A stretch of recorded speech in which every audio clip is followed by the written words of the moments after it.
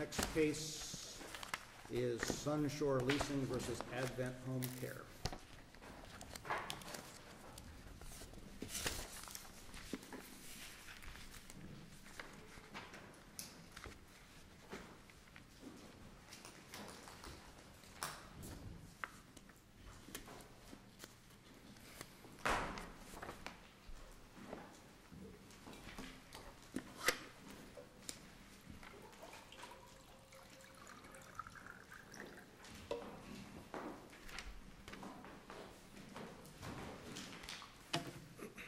May it please the court, my name is David Townsend. I represent Sunshore Leasing.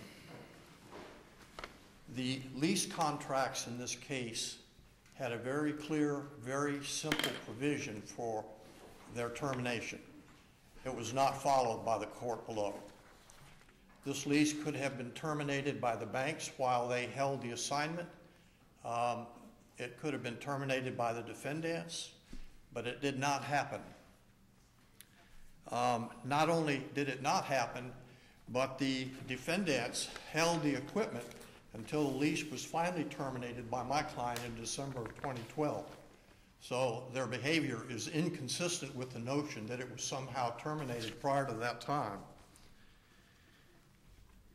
I want to refer to the defendant's summary of the argument because I think it is the crux of our position.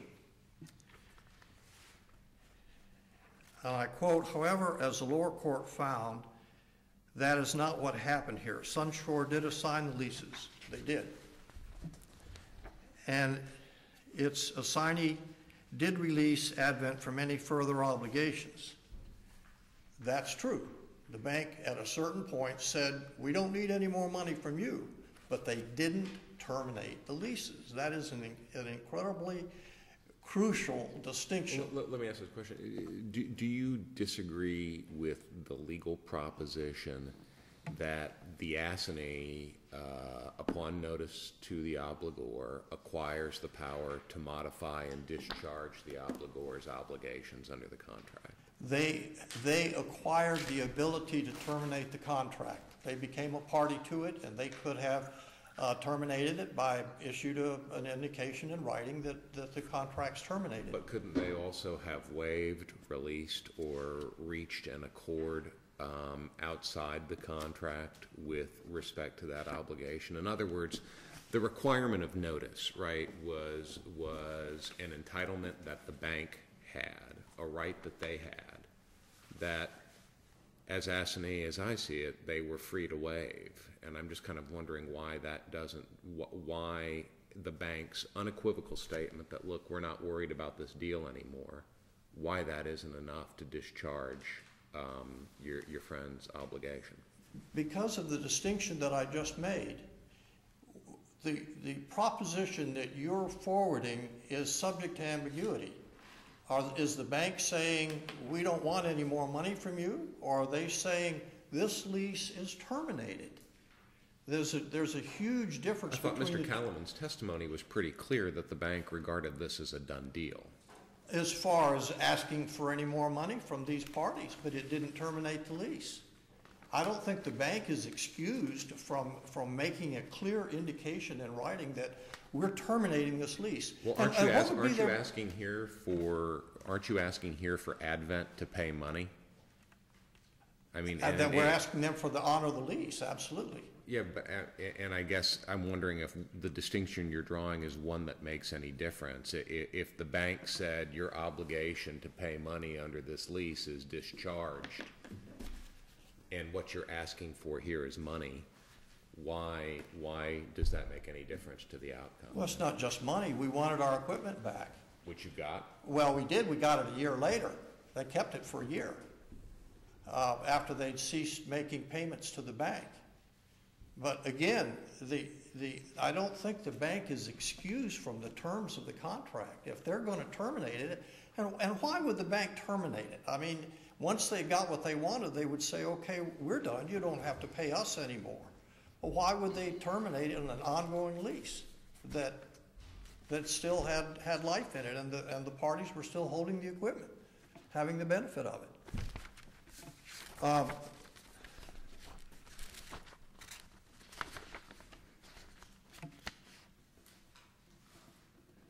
I mean, that's the essence of my argument. I think the distinction here is that if the bank intended to terminate the lease, was very simple. You write a letter saying the lease is done and over, we would not be here. And the parties themselves could have done this as well. But that never happened. And I believe that the court has an obligation to give meaning to that contract, to give meaning to that requirement that the termination be in writing. I'll reserve the rest of my time for rebuttal. Thank you.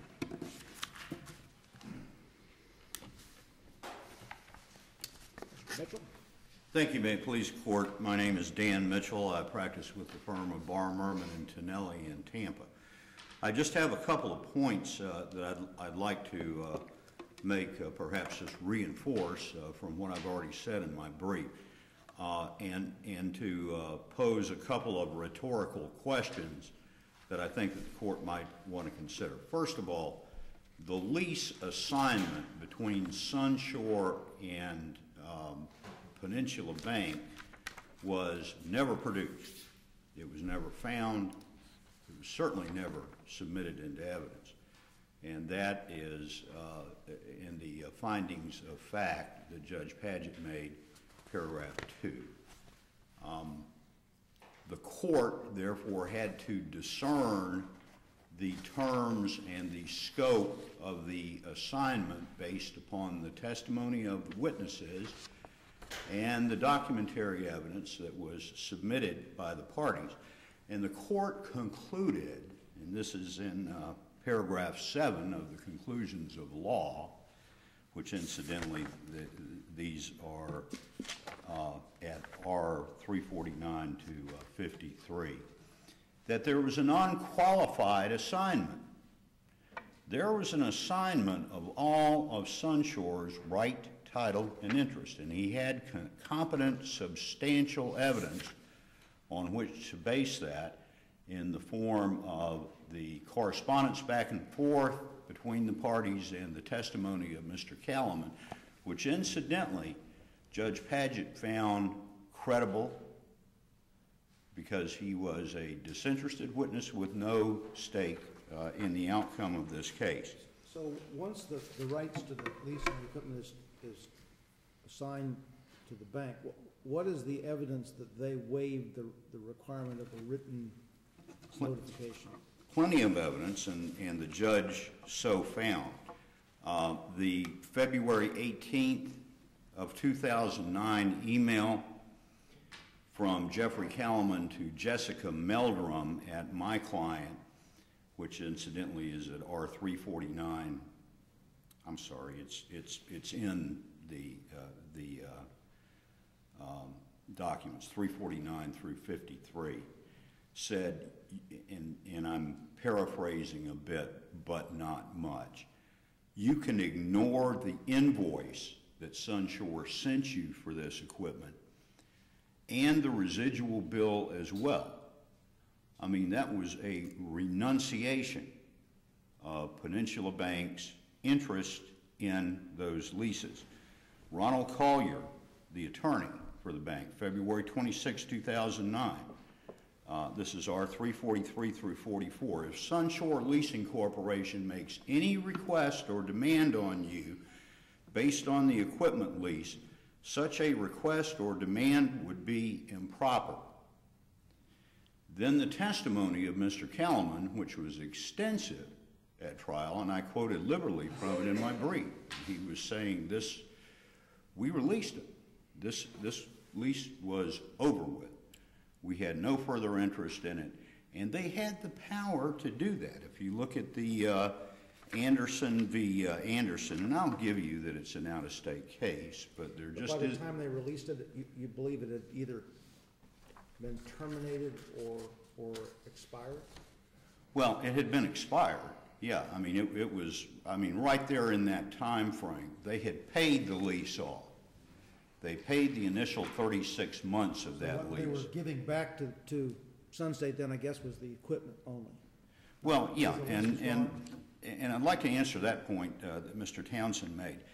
The judge, in paragraph 13 of his findings of fact, said the bank didn't want it back, bank didn't want the equipment back, Advent didn't want the equipment, it was obsolete, and so they stored it.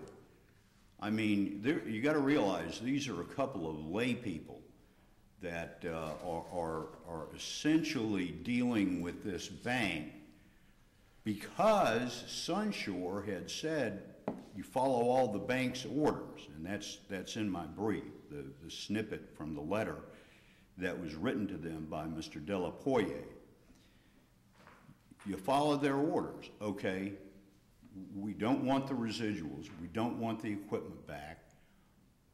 You know, what are they going to do with it? They stored it. They stuck it in a closet or a warehouse somewhere, and that's where it sat. And that's the reason that it's not like they were using this equipment, which, by the way, is some kind of ventilation equipment that helps patients with breathing problems. They're a home health care company. But they didn't want it, they weren't using it, they just stuck it in a closet until they started hearing from Sunshore and got this letter from Mr. Bentley, who was the successor to Peninsula Bank, I think it's Florida Community Bank, wrote him a letter and said, now you deal with Sunshore. And at that point, they sent the equipment back. But that doesn't mean, I mean, if the bank tells them, ignore all of these residual bills. A residual bill, of course, you know, it's like if you lease a car, okay? You pay during the term of the lease, and then what do you do with the car? You either give it back or you buy it for its residual value. They're telling them, ignore the residual bill. I mean, how more clearly do they have to tell them that, you know, we don't want this equipment, we're not interested in this transaction anymore. It's a done deal, and you're released. And let me ask this: there's no law that's been cited by Sunshore in this case that says that a release of an obligor by an assignee has got to be in writing.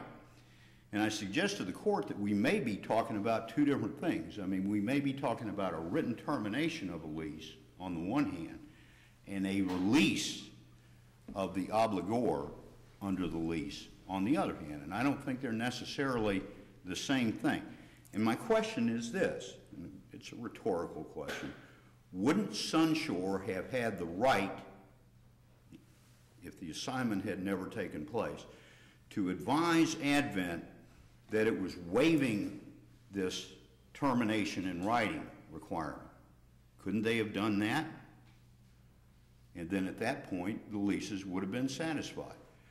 A waiver is simply an intentional relinquishment of a known right. I can waive a contract with the provision with anybody. I can say, you know, hey, Mr. Townsend, you don't have to pay me back. I forgive that debt. I can release somebody from a contract, and there's no law that says that has to be in writing. Now, an assignee steps into the shoes of his or her assignor. Their rights don't rise any higher. They don't sink any lower.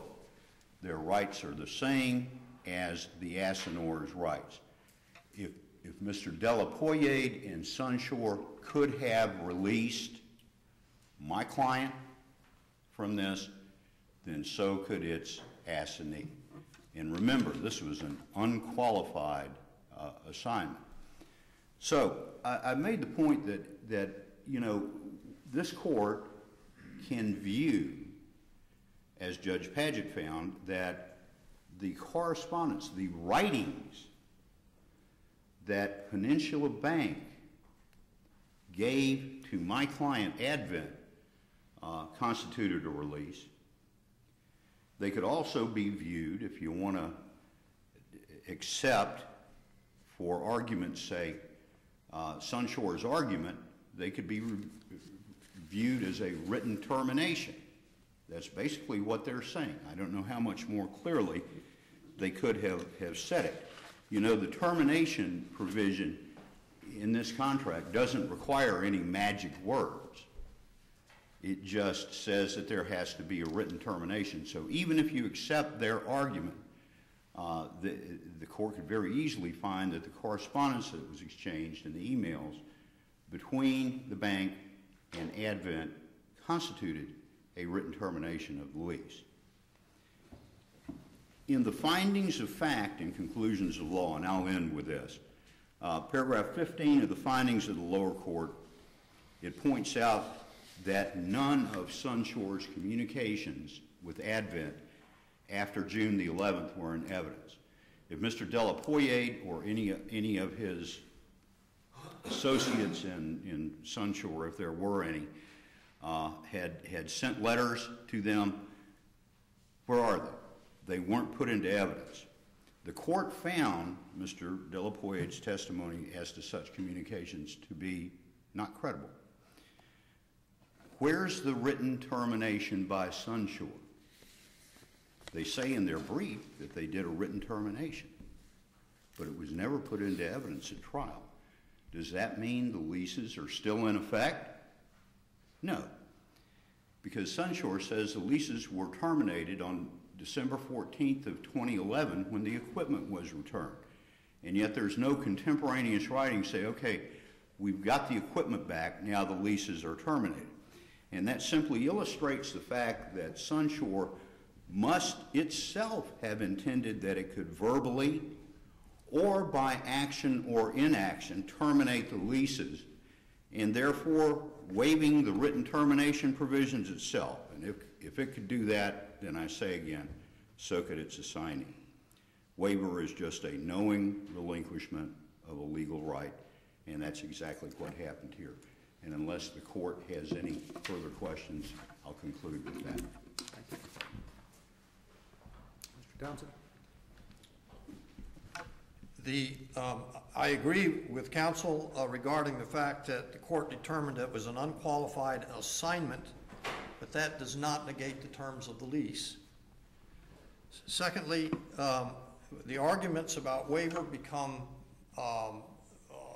moot at the point in time that the bank wrote a letter saying, you know, we're turning this lease back over again.